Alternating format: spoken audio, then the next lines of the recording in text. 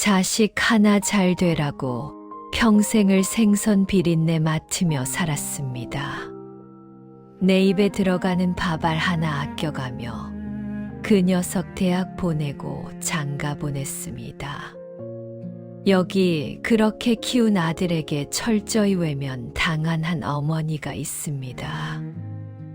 며느리의 모진 구박과 아들의 방관 속에 산골 요양원으로 쫓겨난 박 여사. 하지만 그 아들은 꿈에도 몰랐을 겁니다. 그녀의 손에 100억 원이라는 어마어마한 복수의 칼날이 쥐어질 줄은요. 오늘 이야기는 자신을 철저하게 외면한 자식들을 향한 한 어머니의 처절하고도 통쾌한 복수극입니다. 지금 바로 시작합니다. 내 이름은 박순자. 올해로 68이 되었다.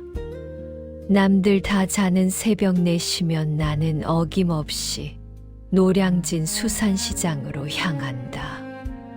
비린내 나는 생선 상자를 나른 지도 벌써 40년이 다 되어간다. 손가락 마디마디는 굵어질 대로 굵어졌고 생선 냄새가 가실 날이 없다. 그래도 나는 행복했다.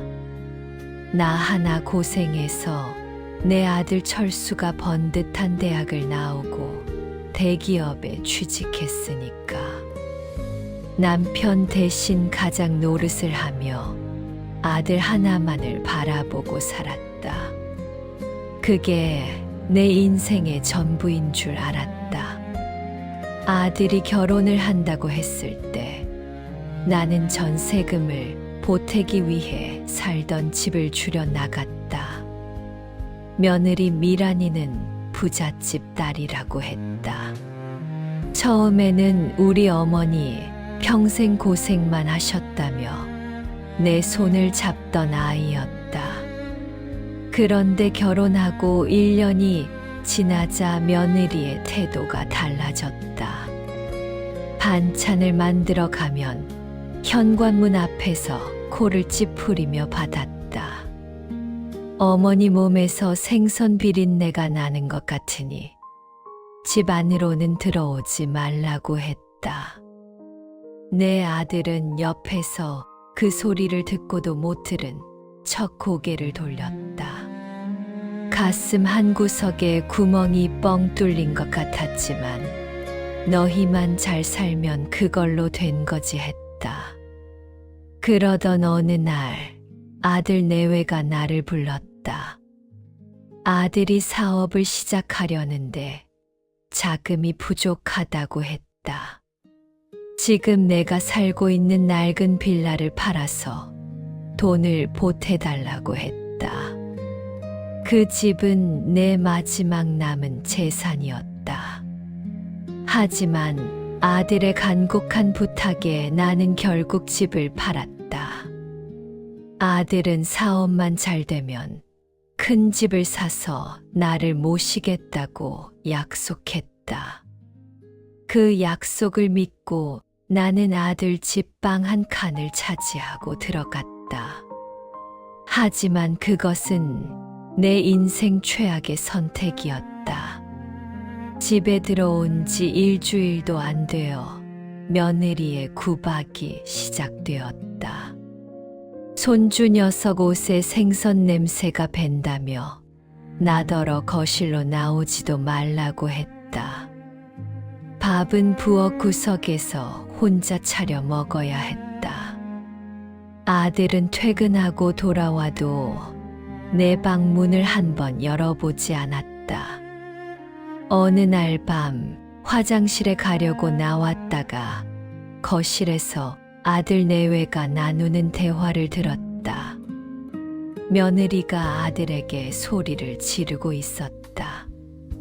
언제까지 저 노인네랑 같이 살 거냐며 친구들 부르기도 창피하다고 했다.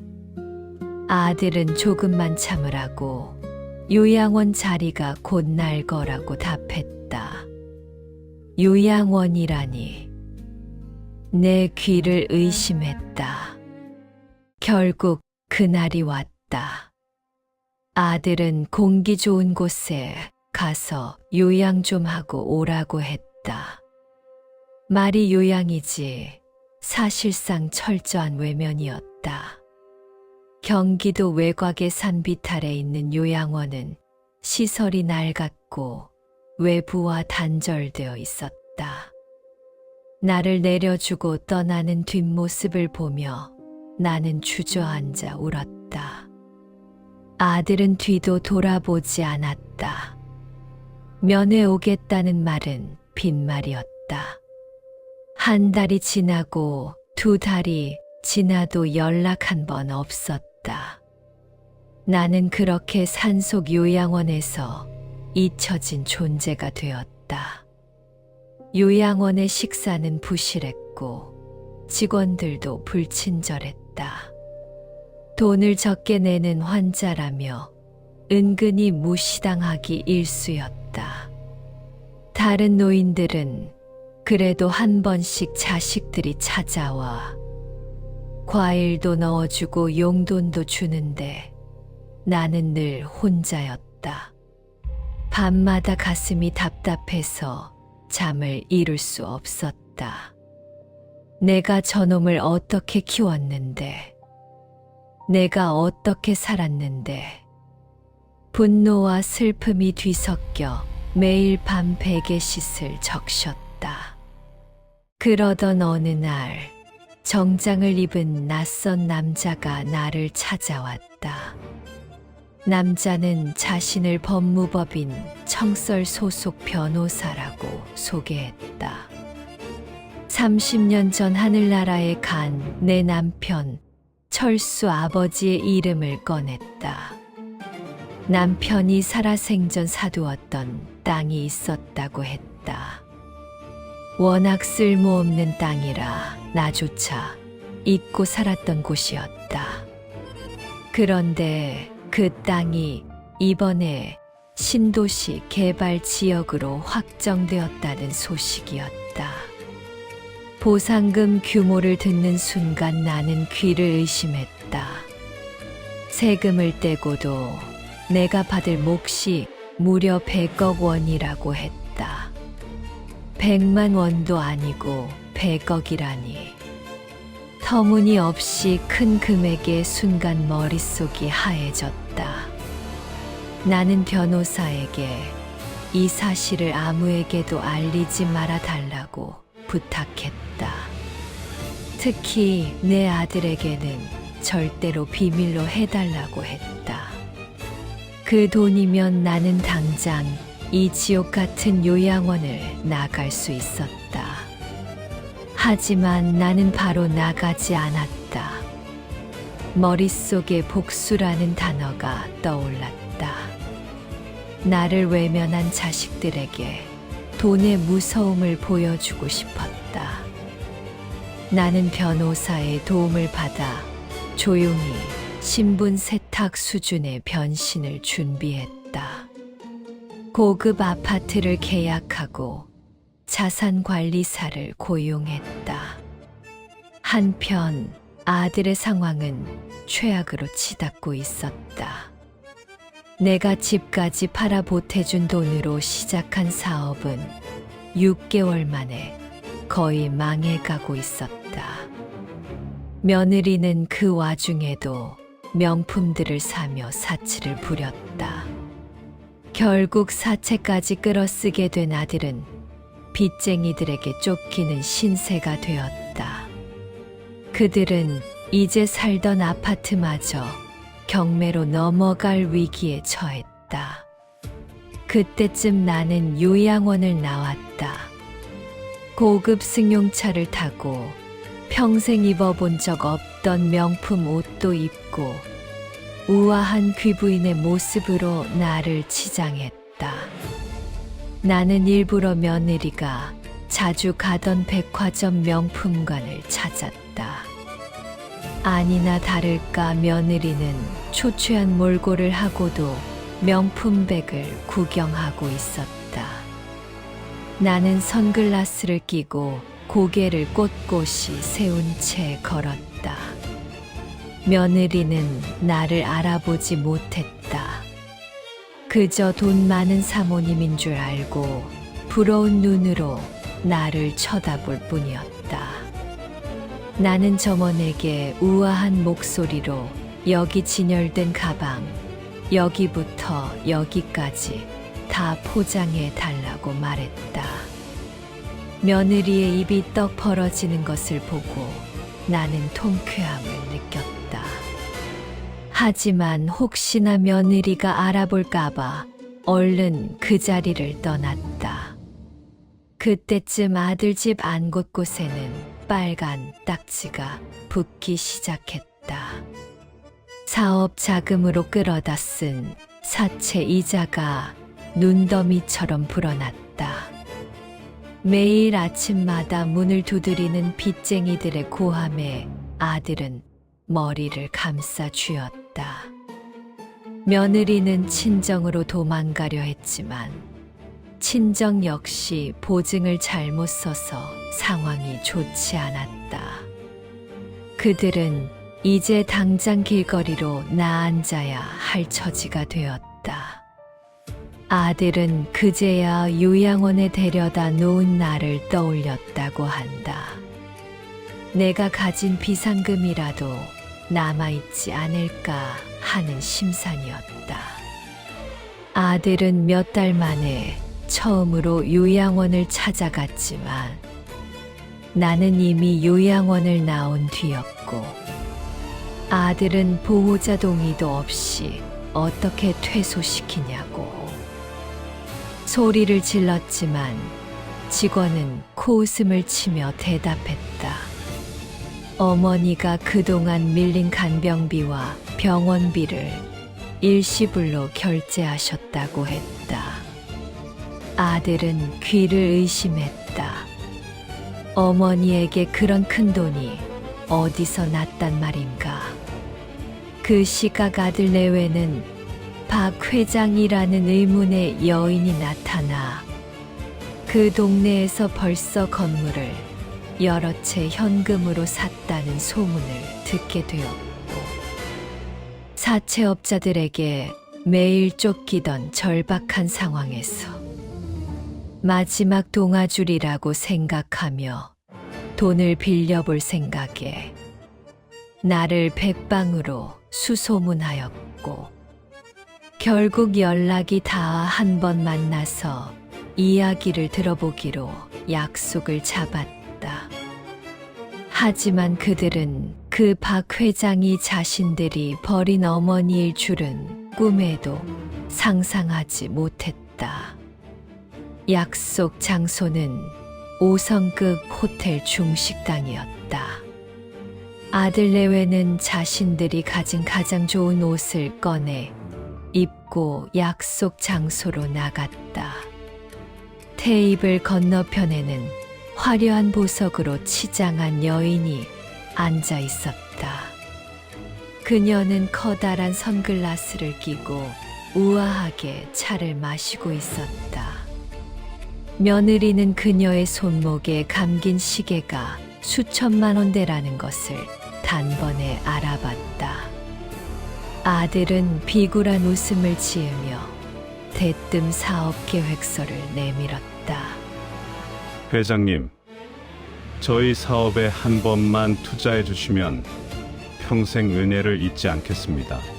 나는 선글라스 너머로 아들의 비굴한 모습을 지켜보았다. 가슴 속에서 뜨거운 것이 울컥 올라왔지만 차갑게 억눌렀다. 나는 아들의 사업 계획서를 훑어보지도 않고 바닥으로 던져버렸다. 요즘 세상에 이런 허접한 사업에 돈을 태우는 사람이 어디 있나. 목소리를 변조하기 위해 나는 일부러 낮고 쉰 소리를 냈다. 아들은 당황하며 무릎을 굽혔다. 회장님, 제발 한 번만 살려주십시오. 지금 돈을 못 구하면 저희 가족은 다 길바닥에 나앉습니다. 나는 비웃으며 말했다. 그러든지 말든지 그게 나랑 무슨 상관이지. 옆에 있던 며느리가 갑자기 바닥에 엎드려 내 구두를 닦기 시작했다. 회장님, 저희 남편이 정말 능력이 좋은데 운이 없었을 뿐입니다. 제가 뭐든지 하겠습니다. 청소든 심부름이든 시켜만 주십시오. 나는 속으로 실소를 금치 못했다. 내가 냄새 난다고 가진 구박을 하던 며느리가 지금 내 구두를 닦고 있다니. 나는 가방에서 100만 원짜리 수표 한 장을 꺼내 미란이의 얼굴에 던졌다. 이거 줄 테니 내 앞에서 당장 사라져. 며느리는 얼굴에 맞은 수표를 소중하게 집어들며 연신 고개를 숙였다. 집으로 돌아온 아들은 이상한 기분이 들었다. 그 박 회장이라는 여인의 목소리가 어딘가 나치겄다. 그리고 그녀가 신고 있던 구두의 사이즈, 손에 있는 작은 흉터.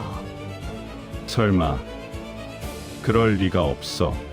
그 냄새나는 노인네가 어떻게 귀부인이 된단 말인가? 아들은 어머니가 계셨던 요양원을 다시 찾아가 샅샅이 뒤지기 시작했다. 어머니가 퇴소할 때 대동했다는 변호사의 이름을 알아냈다. 아들은 며칠 동안 내 뒤를 밟았다. 내가 어디 사는지, 누굴 만나는지 미행하며 관찰했다.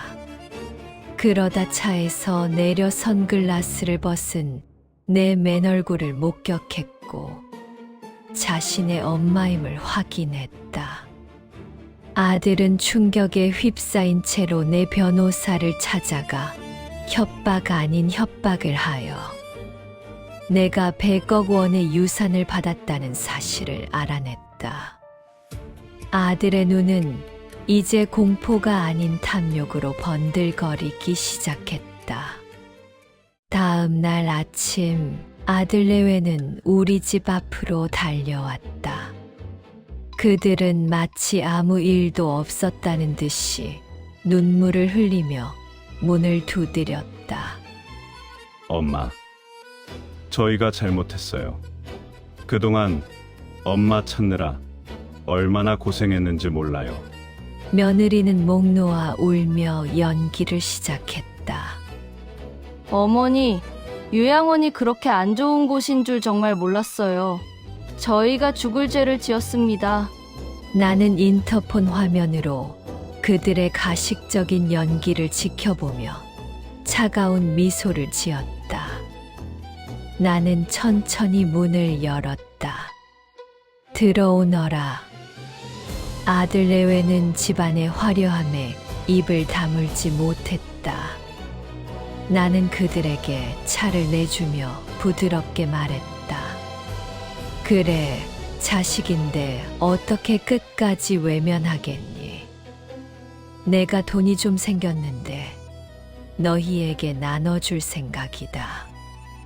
아들과 며느리의 얼굴에 화색이 돌았다. 대신 조건이 하나 있다. 나는 테이블 위에 두꺼운 서류 한 뭉치를 올려두었다. 이것은 효도 계약서라는 것이다. 내가 너희에게 100억을 물려주는 대신 지켜야 할 조건들이 적혀 있다. 첫째, 너희는 오늘부터 이 펜트하우스의 가장 작은 방에서 지낸다.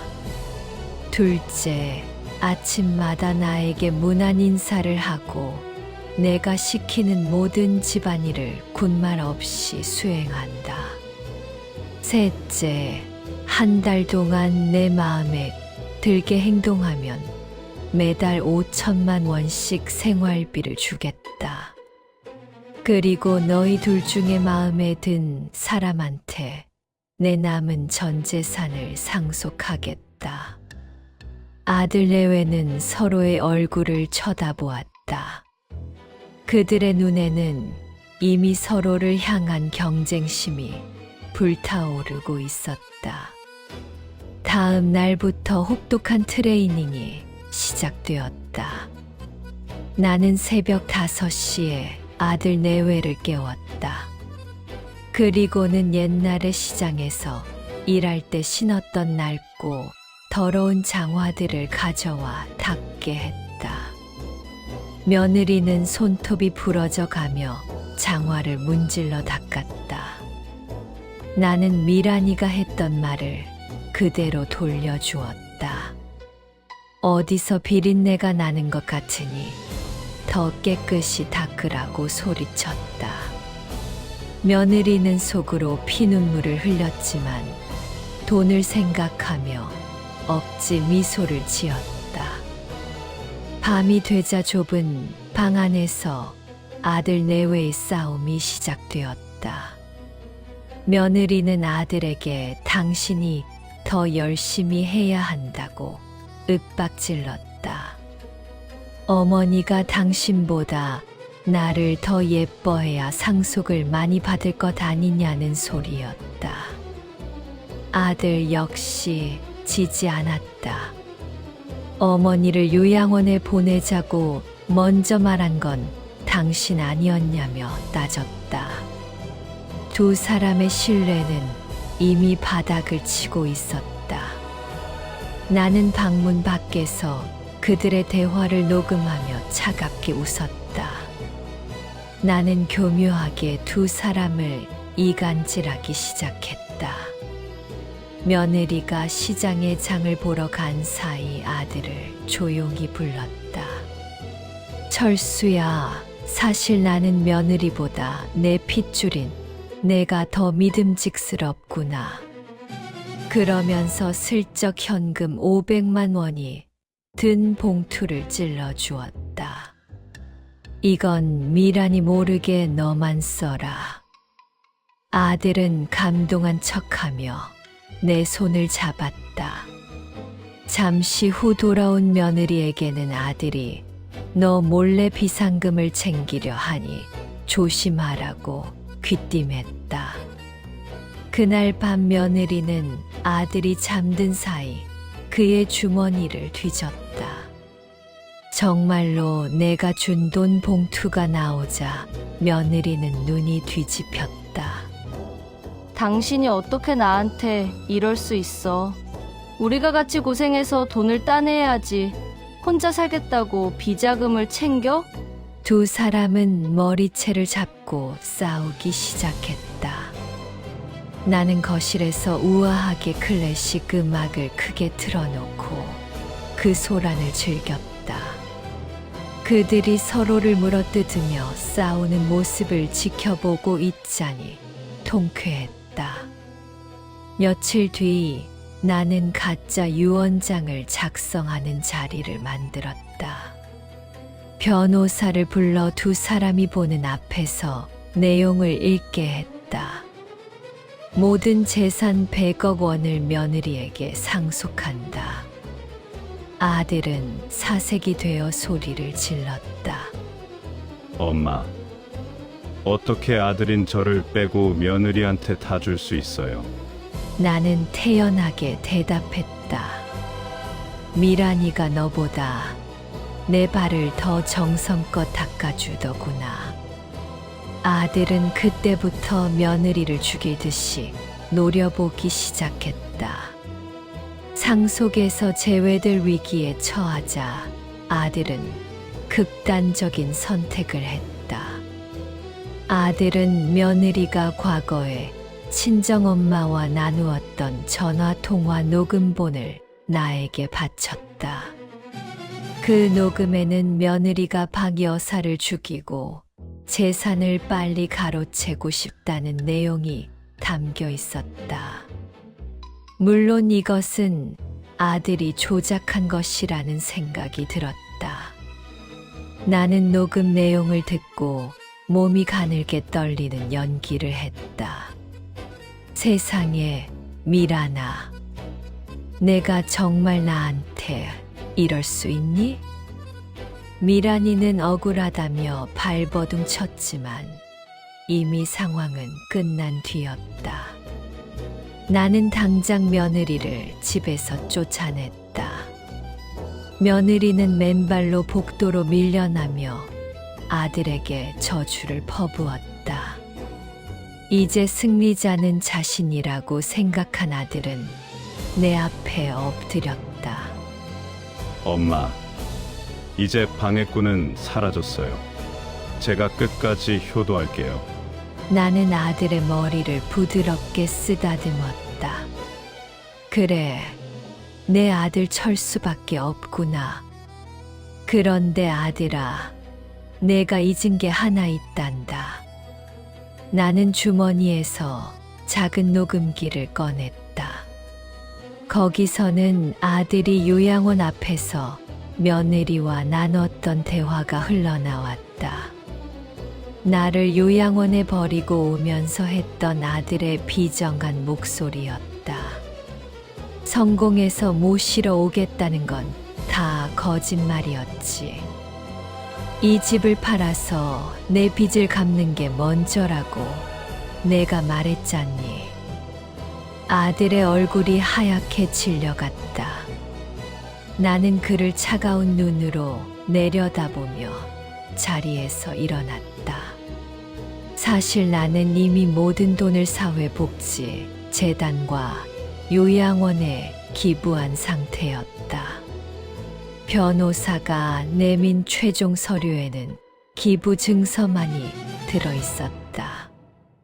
너희에게 줄 돈은 단 한 푼도 없다.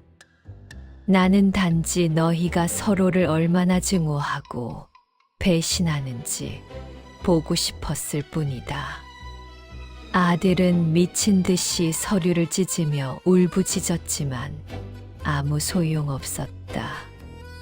아들은 이제 어머니도 아내도 돈도 모두 잃은 빈털터리가 되었다. 나는 차가운 표정으로 보안 요원들을 불렀다. 이 사람은 내 집 손님이 아니니 당장 밖으로 모셔라. 아들은 나의 다리를 붙잡고 늘어지며 소리쳤다. 엄마, 내가 잘못했어. 그래도 내가 엄마 유일한 핏줄이잖아. 나는 아들의 손을 차갑게 뿌리쳤다. 핏줄이라서 믿었기에 내 가슴에 박힌 못이 더 깊고 아픈 법이다. 아들은 보안 요원들의 의해 복도로 끌려 나갔다. 화려했던 펜트하우스의 육중한 문이 철컥 소리를 내며 닫혔다. 일주일 뒤 빗줄기가 쏟아지는 서울 도심의 어느 버스 정류장. 아들은 노숙자나 다름없는 행색으로 벤치에 앉아 있었다. 그때 저 멀리서 초췌한 모습의 며느리가 걸어왔다. 두 사람은 서로의 비참한 몰골을 보고 할 말을 잃었다. 며느리가 먼저 비웃음을 흘렸다. 재산 다 물려받을 것처럼 굴더니 꼴 좋다. 철수 씨. 아들 역시 악에 받쳐 소리를 질렀다. 이게 다 당신이 우리 엄마 무시해서 시작된 일이야. 두 사람은 빗속에서 서로를 저주하며 마지막 남은 정마저 쏟아버렸다. 나는 변호사와 함께 후원하기로 한 요양원을 찾았다. 내가 기부한 100억 원은 갈 곳 없는 노인들을 위한 보호 기관 설립에 쓰이게 되었다. 재단 이사장은 내 손을 잡으며 연신 고개를 숙였다. 여사님 덕분에 수많은 어르신이 남은 생을 편안히 보낼 수 있게 되었습니다. 나는 그제야 진심 어린 미소를 지어 보였다. 내 아들로 입으로 들어가는 것보다 이 돈이 훨씬 가치 있게 쓰여서 기쁩니다. 돈이란 건 이렇게 써야 주인이 대접받는 법이지요. 또 다시 1년의 시간이 흘렀다. 새벽 4시 찬 바람이 부는 노량진 수산시장. 내가 평생을 바쳐 일했던 그 거리에 아들이 나타났다. 아들은 이제 값비싼 명품 정장이 아닌 물때 묻은 작업복을 입고 있었다. 아들은 생선 상자를 나르며 허리를 펴지 못했다. 상자 하나를 옮길 때마다 어머니가 느꼈을 무게가 뼈저리게 전해졌다. 엄마는 이 무거운 걸 어떻게 수십 년 동안 들었을까? 아들은 차가운 얼음물에 손을 담그며 뒤늦은 참회의 눈물을 흘렸다. 아들이 생선을 손질하고 있을 때 나는 그 근처 시장 어귀에 차를 멈춰 세우고 뒷좌석 창문을 천천히 내렸다. 아들은 쥐고 있던 칼을 떨어뜨리며 멍하니 나를 바라봤다. 엄마 맞지? 나는 아들의 초라한 모습을 묵묵히 지켜보았다.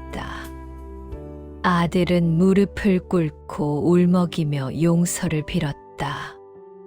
엄마, 내가 정말 잘못했어. 이제야 알 것 같아. 나는 아무 말 없이 철수 앞에 5만 원짜리 지폐 몇 장을 내려놓았다. 이걸로 뜨거운 국밥이나 한 그릇 사 먹어라. 그리고 다신 내 앞에 나타나지 마라. 내 아들 철수는 1년 전 그 요양원 문턱에서 이미 죽었단다. 아들은 바닥에 떨어진 돈을 줍지도 못한 채 멀어지는 내 차를 바라보았다. 용서받지 못한 죄의 무게가 아들의 어깨를 짓눌렀다. 박 여사는 백미러로 멀어지는 아들을 보며 눈가를 훔쳤다. 독하게 마음먹었지만 어미의 마음 한구석이 아릿한 것은 어쩔 수 없었다. 나는 이제 자신만을 위한 삶을 살기로 했다. 평생 가보고 싶었던 전국 방방곡곡으로 여행을 다니고 비린내 나는 생선 냄새 대신 은은한 향수 냄새가 나도록 몸을 치장했다.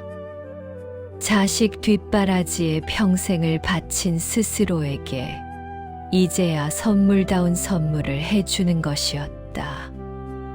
나는 더 이상 누군가의 어머니가 아닌 박순자라는 이름 석자로 불리는 인생을 살게 되었다. 나의 파란만장한 복수극은 여기서 끝이 났다. 하지만 나의 진짜 인생은 이제 막 시작되었다. 해가 지는 바닷가에서 나는 자유롭게 춤을 추었다. 나의 등 뒤로 파도 소리가 시원하게 들려왔다. 살아있길 잘했다. 정말 살아있길 잘했어. 여러분, 자식에게 모든 것을 다 주지 마세요. 자식은 결국 제 인생 찾아 떠나는 손님일 뿐입니다. 내가 나를 사랑하지 않으면 세상 그 누구도 나를 사랑해 주지 않습니다. 내 손에 쥔 것을 끝까지 놓지 마세요. 그것이 여러분을 지켜줄 마지막 갑옷입니다. 돈보다 귀한 것은 여러분 자신의 존엄함입니다. 여러분이라면 이런 자식을 용서하시겠습니까? 댓글로 의견 남겨주세요. 끝까지 시청해 주셔서 감사합니다. 이어지는 주제곡 내 이름은 박순자도 끝까지 감상 부탁드립니다. 언제나 여러분을 응원합니다.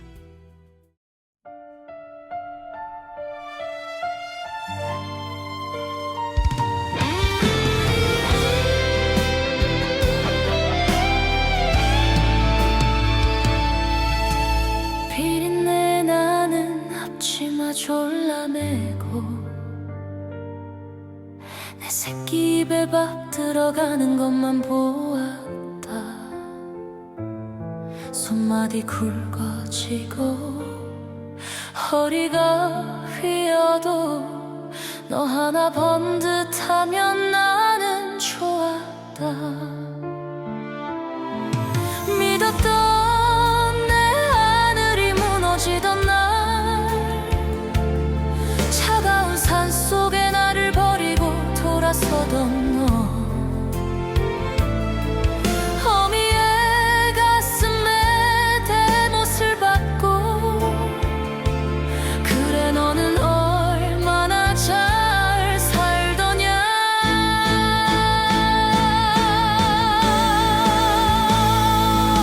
백억이 무슨 소용, 천억이 무슨 소용, 이미 찢겨진 내 맘을 무엇으로 채우랴. 이제는 며느리도 아니고 어미도 아니다. 내 이름 석자 박순자로 살다 갈란다.